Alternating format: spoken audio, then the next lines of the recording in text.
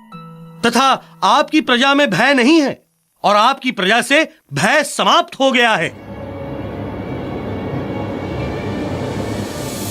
अतएव महाराज, इस जयघोष के लिए भय का व्याप्त होना आवश्यक है, अति आवश्यक।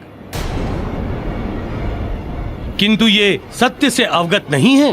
ब्राह्मण देव, ये सत्य से अवगत कब होंगे? जब आप इस जामवंत को पराजित करेंगे। हाँ,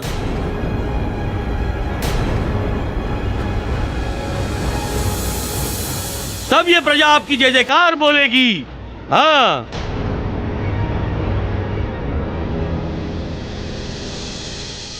उचित कथन है आपका ब्राह्मण देव।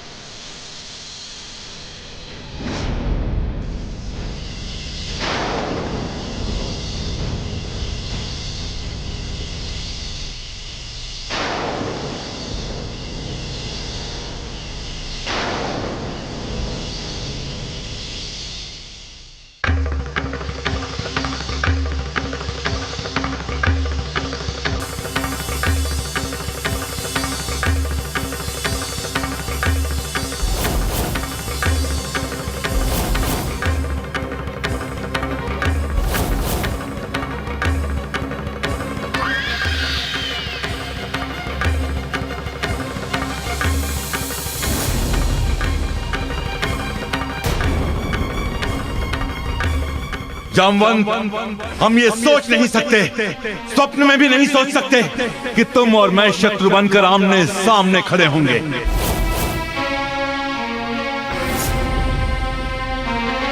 पुनः सोच लो, अंतिम बार सोच लो, अभी भी समय है।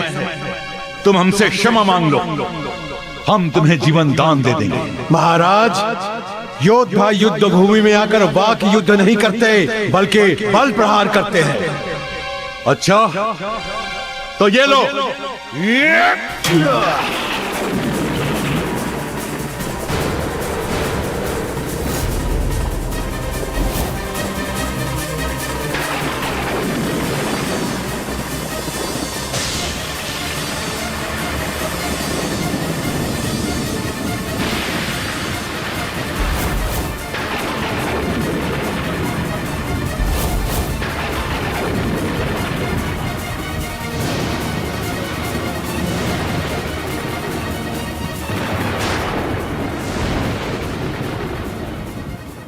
देखो संसार, देखो, ये है राहु का प्रभाव। दो मित्र अपितु घनिष्ठ मित्र, दो तन एक प्राण, केसरी तथा जामवंत।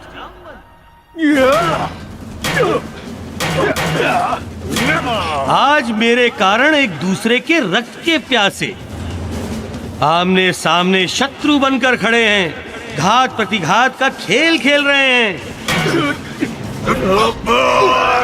देखो मारुति, तुम भी देखो तथा राहु की शक्ति को नमन करो कि राहु ने अंजन प्रदेश में उस घटना को जन्म दिया जो ना तो कभी घटी थी, ना जिसके घटने की किसी ने कल्पना की थी।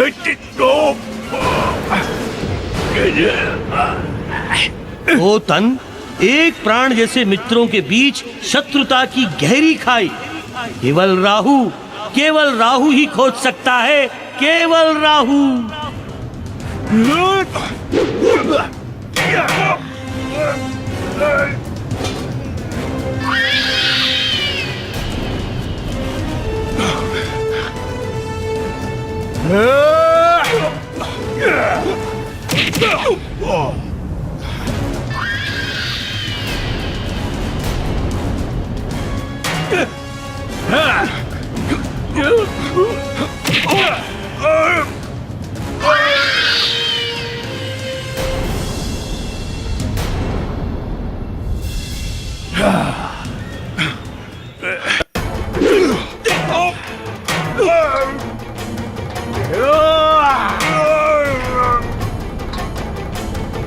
राहु दशा जब प्राणी पे पड़ती बुद्धि ही भ्रष्ट हो जाती है। विनाश काले विपरीत बुद्धि ऐसी स्थिति हो जाती है। राहु ऐसा कंड रचाता मित्रों में युद्ध करा देता है। एक दूजे जो प्राणों से प्रिय उन्हें रक्त का प्यासा बना देता, उन्हें रक्त का प्यासा बना देता है।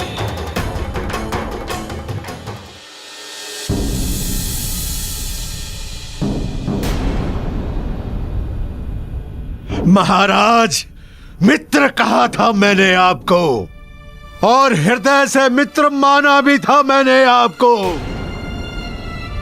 अतएव मैं इस मित्र धर्म पथ को नहीं छोड़ूंगा। और मित्र का धर्म होता है मित्र की रक्षा करना, उसे मारना नहीं।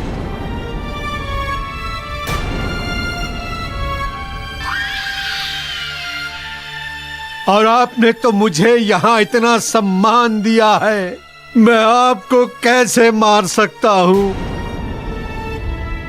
सम्मान का मान नहीं रखकर मैं राजा के सिंहासन और मित्र के आसन दोनों को कलंकित करूंगा। मैं मित्र के माथे पर कलंक का टीका नहीं, अपितु सम्मान और विजय का तिलक देखना चाहता हूं। मैं तिलक देखना चाहता हूं।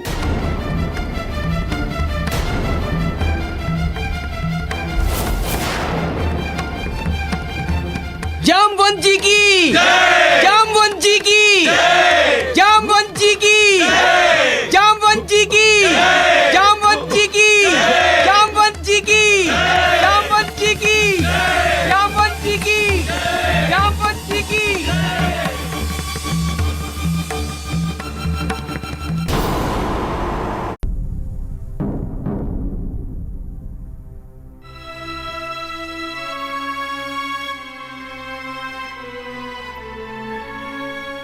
मैं आपसे क्षमा मांगने आया हूं देवी अंजना।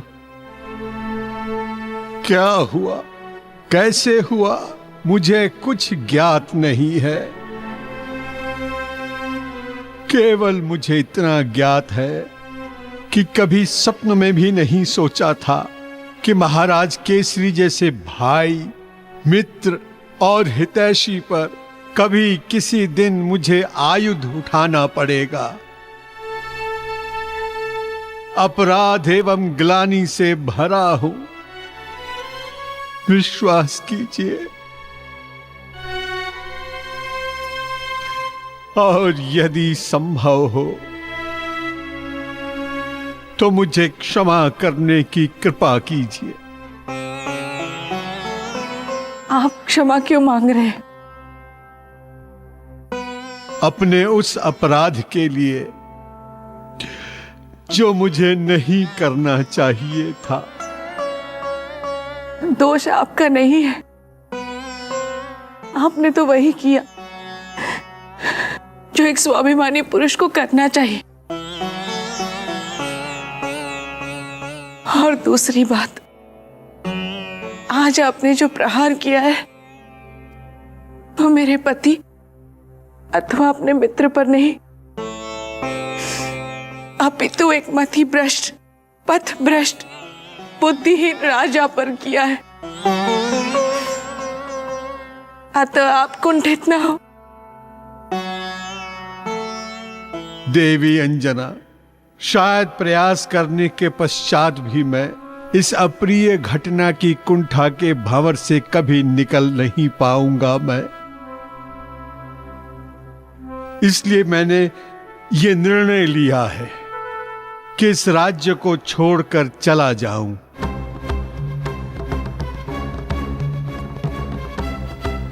सदा के लिए कहीं दूर। यहाँ जो कुछ भी हो रहा है कि अब तो मेरा भी मन यही कहता है कि इस राज्य को छोड़कर चली जाऊं। किंतु विवशता ये है कि मैं कुछ ऐसे चाहे अनचाहे, देखे अनदेखे बंधनों में बंधी हूं कि चाह कर भी मैं यहां से नहीं जा सकती।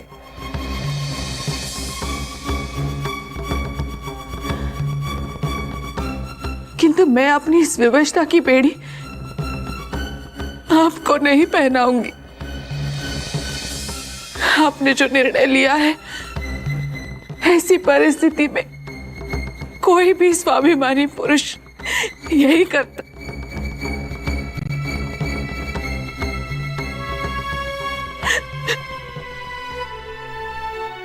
देवी अंजना,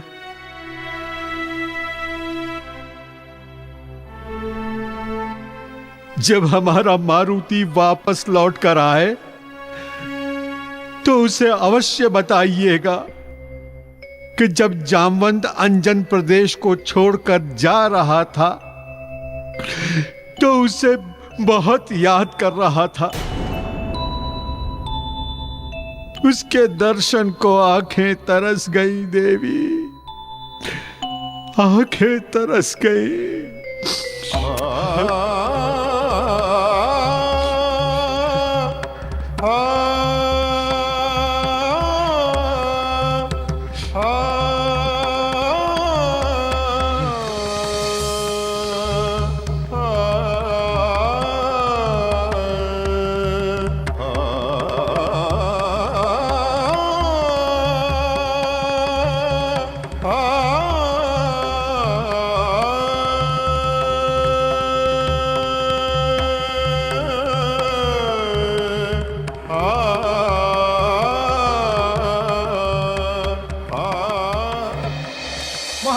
मदन सेन की, महाराज मदन सेन की, महाराज मदन सेन की, महाराज मदन सेन की, महाराज मदन सेन की, महाराज मदन सेन की, महाराज मदन सेन की, महाराज मदन सेन की।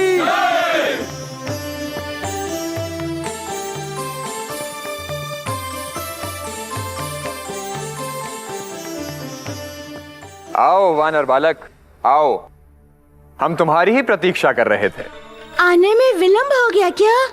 नहीं नहीं, विलंब तुम्हारे आने में नहीं हुआ है। तब? अपने तौले जाने वाले स्वर्ण के भंडार को देखने में विलंब हुआ तुमसे। ये देखो कितना स्वर्ण है मेरे पास। तुम एक बार क्या, जितनी बार कहोगे हम तुम्हें स्वर्ण में तौल देंगे। आज तुम्हें ज्ञात होगा वानर बालक कि राजा मदन सेन इस संसार का सबसे बड़ा दानवीर है। आप इस संसार के सबसे बड़े दानवीर हैं, तो अवश्य तौल सकते हैं, किंतु आपको हमारी शर्त याद है ना? यदि आप ऐसा नहीं कर पाए तो आप अपनी प्रजा के समक्ष अभी ये वचन दीजिए कि आप मेरे दास बनकर रहेंगे। वानर बालक, मुझे उस चुनौती का स्मरण मत दिलाओ। महामंत्री, इस वानर बालक को स्वर्ण में तौल दो।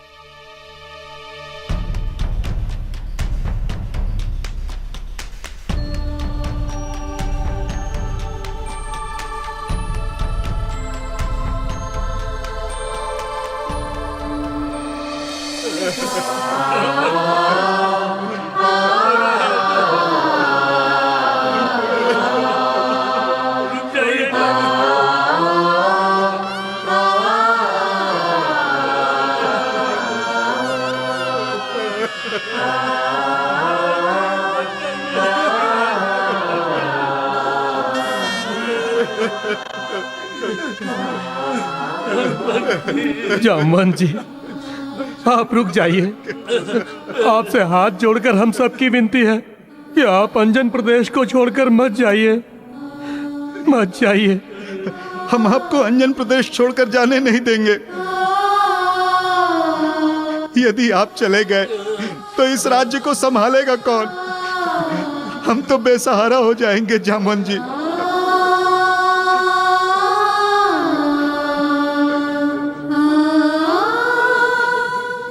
प्रजाजनों, कर जोड़ता हूं मैं आपके समक्ष मुझे मत रोकिए। अपने आग्रह की बेड़ी मेरे पग में मत डालिए, मुझे जाने दीजिए। आप लोगों की सुरक्षा एवं संरक्षण के लिए महाराज केसरी हैं। आप लोग चिंतित ना हो, चिंतित ना हो।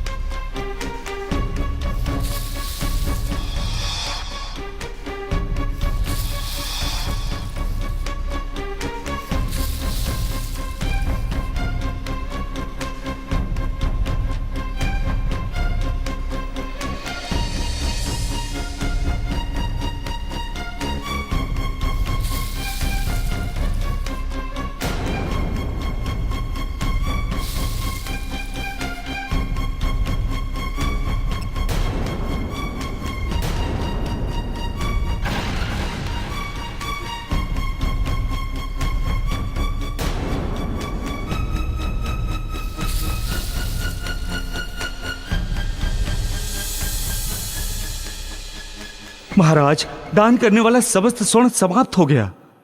धन का एक भी कण नहीं बचा है महाराज।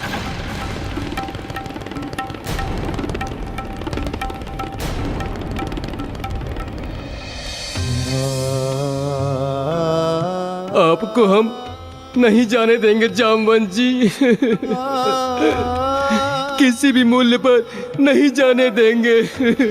नहीं अंजन प्रदेश के निवासियों, मुझे मत रोकिए, मुझे जाने दीजिए।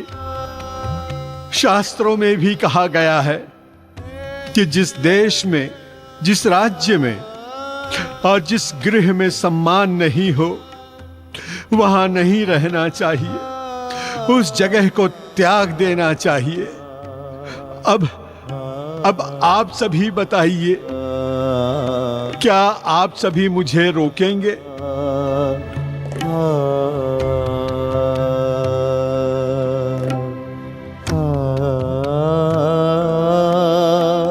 प्रजाजनों,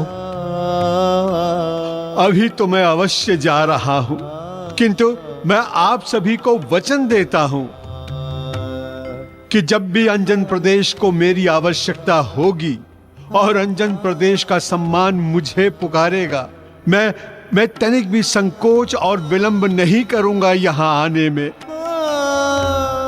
हे अंजन प्रदेश के वासियों, मैं जामवंत आप सभी को प्रणाम करता हूं।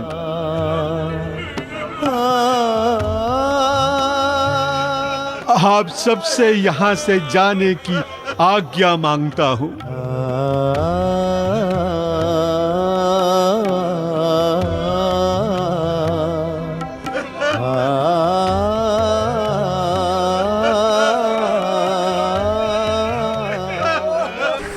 दान करने वाला धन समाप्त हो गया है ना, किंतु राजकोष का भंडार तो भरा है। राजकोष का धन चढ़ाओ। जो आज्ञा महाराज। अभिमानी है मूर्ख राजा, सोने से भगवान तोलता। तुला के एक पलड़े में मारुति, दूजे में सोना रखता जाता। ओ स्वर्ण चमक में अंधा राजा, मूर्ख स्वर्ण की महिमा गाता।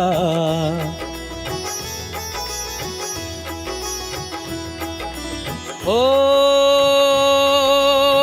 अन्न जो प्रजा का पेट है भरता, जिससे सबका जीवन चलता, उसका महत्व वो नहीं समझता। अन्न के बदले स्वर्ण है देता। अभिमानी है मूर्ख राजा, सोने से भगवान तोलता। तुला के एक पलड़े में मारुति, दूजे में सोना रखता जाता। महाराज, राजकोष भी रिक्त हो गया। राजकोष का संपूर्ण धन समाप्त हो गया महाराज।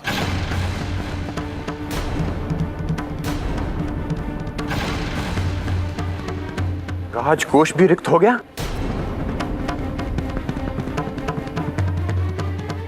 मंत्रियों, आज्ञा महाराज। सब अपने अपने आभूषण चढ़ा दो। जो आज्ञा महाराज। ये ले वानर बालक, ये ले, इस संसार का सर्वश्रेष्ठ सबसे बड़ा दानवीर अपने समस्त मंत्रियों के आभूषण तुझे दान देता है।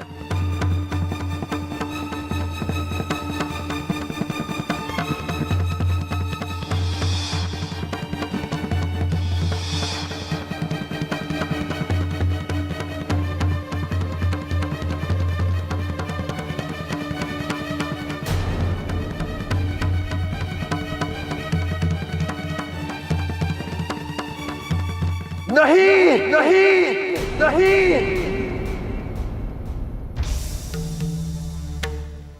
क्या हुआ महाराज? ऐसा नहीं हो सकता, ऐसा कदापि नहीं हो सकता कि एक दान लेने वाला एक दान देने वाले से अत्यधिक भार का हो जाए। ऐसा कदापि नहीं हो सकता। परंतु ऐसा तो हो गया। आप तो हमें अपने दान से तोल ही नहीं पाए, तथा अब तो आपके पास कुछ बचा ही नहीं है दान करने को, और जो बचा है वो है केवल आपके आभूषण एवं आपका मुकुट है, जिसे तो आप दान में देंगे नहीं, कारण मुकुट दान वही करता है जो एक सच्चा एवं सर्वश्रेष्ठ दानवीर होता है। मैं एक सच्चा, सर्वश्रेष्ठ और सबसे बड़ा दानवीर हूं। काल के कपाल पर मेरा नाम संसार के सबसे बड़े दानी के रूप में सदैव अंकित रहेगा। महादानी राजा मदन सेन। लो वानर बालक, ले लो आज इस महादानी का मुकुट और आभूषण।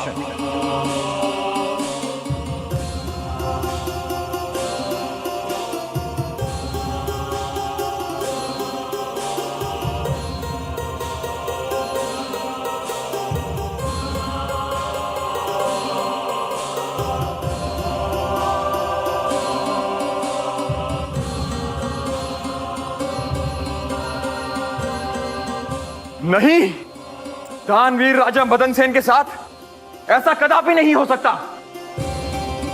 आज तक दान लेने वाला पात्र इतना विशाल, इतना गहरा और इतना भारी नहीं हुआ कि उसमें दान देने वाला पात्र समा जाए और दान लेने वाला पात्र फिर भी ना भरे। क्षमा करें महाराज, किंतु ये तो हो गया। अब क्या करेंगे आप? अब तो आपके पास कुछ नहीं बचा। राजकोष रिक्त हो गया, राजमहल आपने दे दिया, राजा का प्रतीक मुकुट आपने चढ़ा दिया। अब क्या देंगे मुझे दान में महाराज?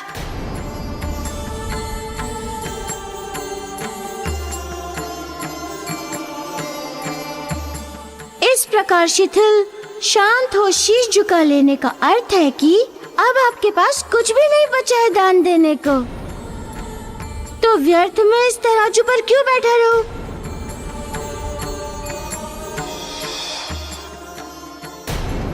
महाराज, अब केवल एक वस्तु बची है आपके पास दान देने को, वचन पूर्ति। आपने वचन दिया था कि कदाचित ऐसी स्थिति आ भी गई तो मैं अपनी समस्त प्रजा के सामने ये वचन देता हूं कि मैं आजीवन तुम्हारा दास बनकर रहूंगा, कि मैं आजीवन तुम्हारा दास बनकर रहूंगा।